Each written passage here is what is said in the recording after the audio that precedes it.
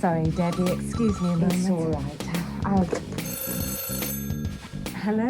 Honestly, what did the...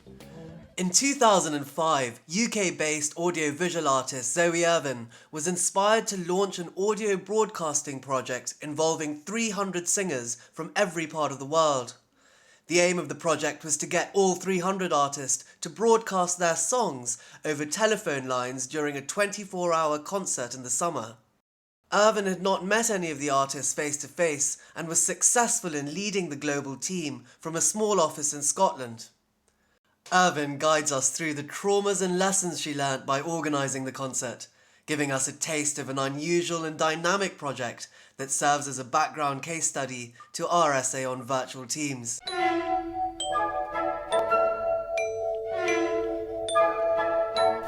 Well, my name is Zoe Irvine, and I am an artist who has used sound as my primary medium for quite a number of years. What I did was contact performers in every time zone around the planet and invite them to make a small performance that would happen in a linear fashion, one after the other, in a 24-hour global sung concert.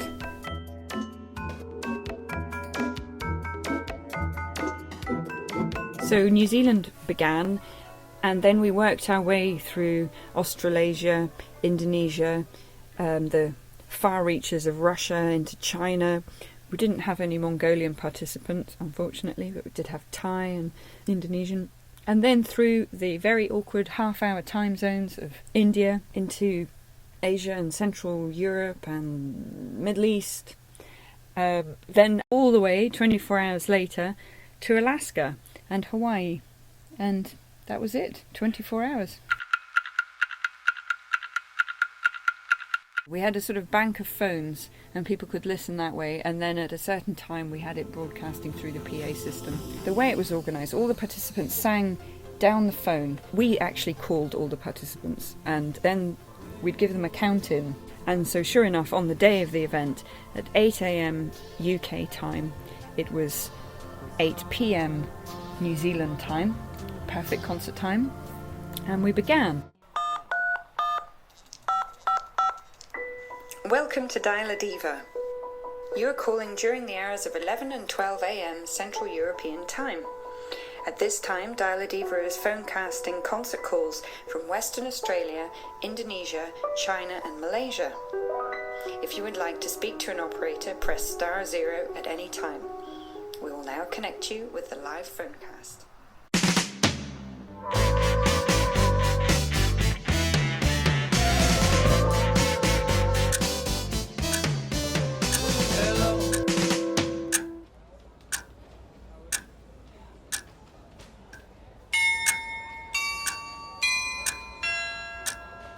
The schedule was a total obsession, an enormously time-consuming and all-consuming effort and part of this project.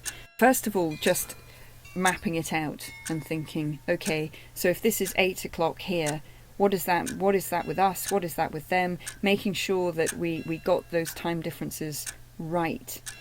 The half-hour time zones were particularly mind-bending. Making sure that people didn't change their concert times.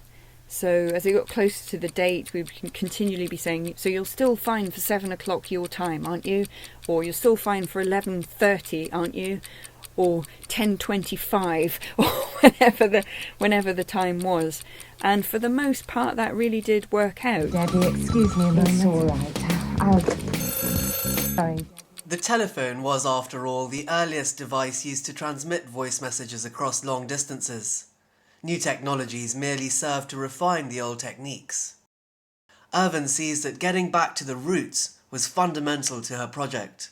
The inspiration lay in her discovery of an old-fashioned and little-known telephone called the theatrephone. The theatrephone was a sort of entrepreneurial venture that existed in the 1880s in Paris, and it used the phone network to connect a remote audience to a performance. And it functioned in two ways. If you were not quite rich enough to go to the opera, which has always been a pretty luxurious affair, but you wanted to go and have some kind of experience, you could go, and they had set up theatrophones, which they're a bit like a payphone, but they had 2 speakers and no microphone.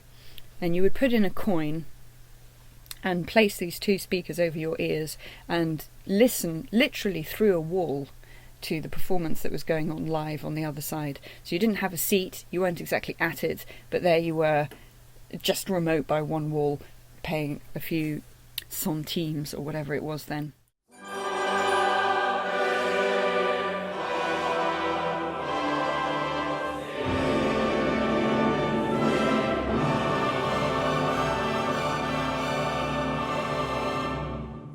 And the other version of the theatrophone was considerably more luxurious, and this is what Marcel Proust had. And this was a subscription service. If you had a telephone, you could call an operator and what's on this evening? Well, sir, it is Debussy's Pelléas and Mélisande, live down the phone from your own home. Have reached has been disconnected.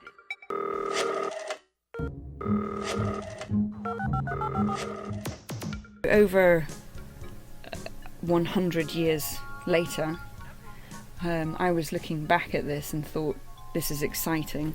I want to update it, pay homage to it, do something with telephone technology now. And what I came up with was the idea of a global telephone concert.